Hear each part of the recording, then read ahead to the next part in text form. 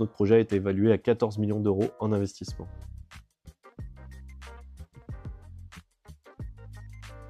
Faux. Contrairement à ce que l'équipe sortante avait annoncé, les impôts ont bien augmenté à tournant entre 2020 et 2025.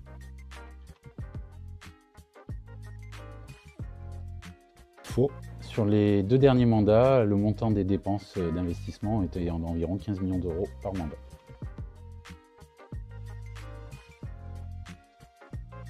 Alors ça se discute puisque au regard des éléments que nous avons eus après année, notamment les évolutions de la capacité de désendettement de la ville, on peut se poser la question et c'est pourquoi dès le début du mandat, nous commanderons un audit financier indépendant.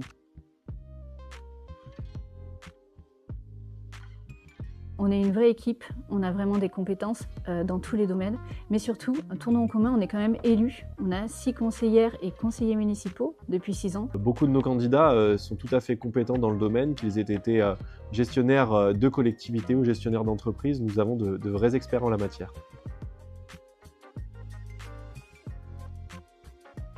Faux, bien sûr, puisque si on regarde l'échelle du dernier mandat, la capacité de désendettement de la ville a évolué entre 10 et 14 ans, sachant que le seuil d'alerte se fixe à 12 ans.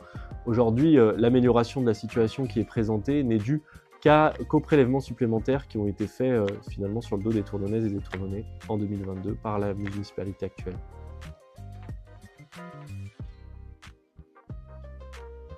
Faux, il y avait bien d'autres choix, des collectivités, malgré le contexte, malgré la crise du coronavirus, malgré la guerre en Ukraine, ont fait le choix de ne pas augmenter les impôts et ont orienté leurs priorités sur plutôt la réduction de la dépense, sur l'anticipation de la réduction notamment des dépenses énergétiques. Donc il y avait évidemment le choix de ne pas augmenter les impôts